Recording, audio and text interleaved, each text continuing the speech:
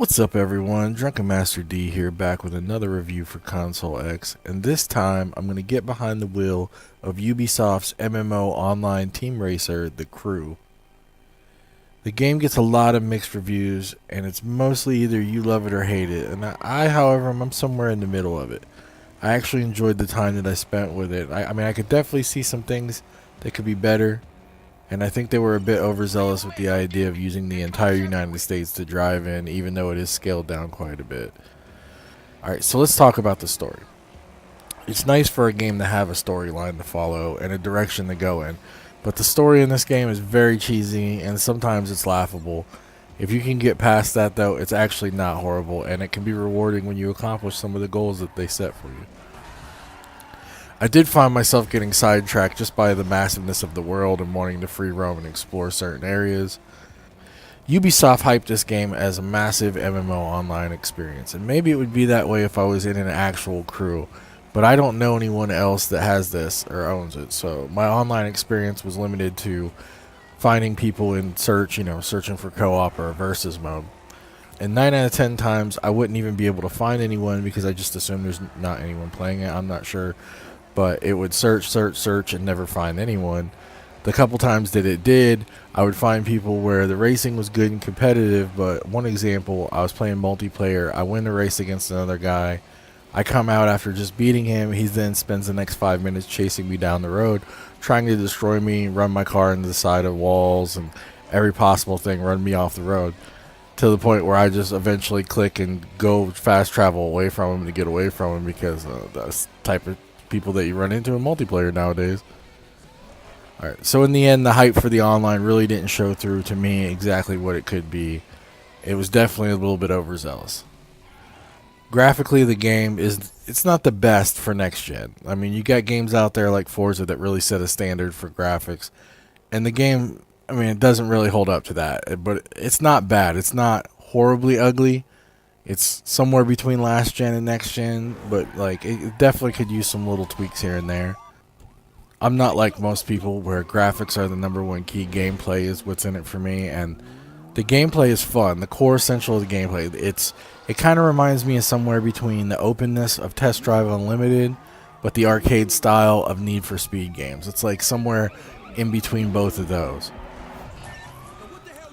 The main reason that I wanted to do a review for this game, I know it's a little late and the game's been out for quite some time, but I see a lot of people that ask, should I get The Crew? Should I play it? Should I buy it? Is it worth my money? Is it worth my time?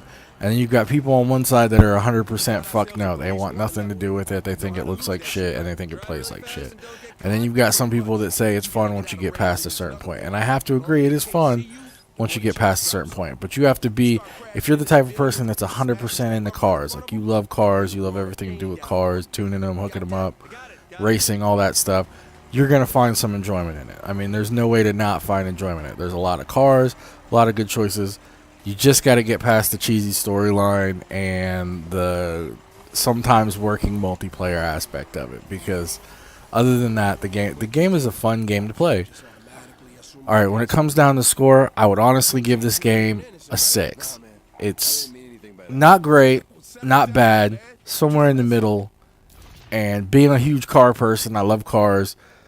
I found enjoyment in it. I found enjoyment in getting behind the wheel and earning pieces from my car piece by piece. It's almost like, I don't want to even say this, but a car PG. Like, it's got the RPG aspects of a car game where you do your mission, you get your pieces, you upgrade, and it feels like you're leveling up your car, not so much your character, but like it's just car. That's why I say a car PG. It has that aspect to it that will pull you in eventually, and the more you love cars, I mean, the more you're gonna get sucked into it. Is it beautiful? No. Is it, kind of wonky at times? Yeah. But end of the day, I'll give it a 6.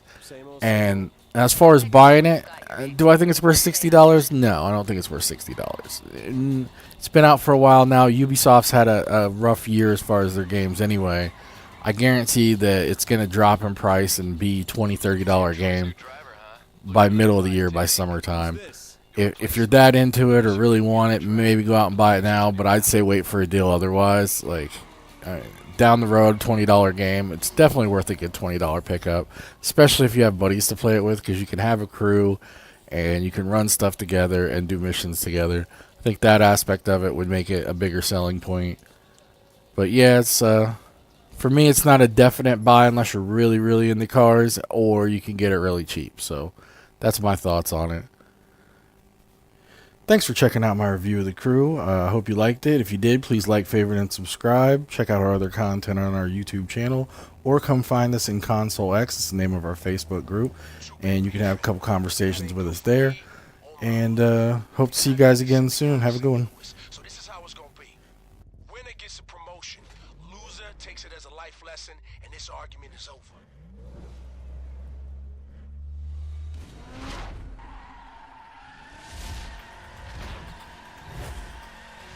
Winner here takes another step towards their ink.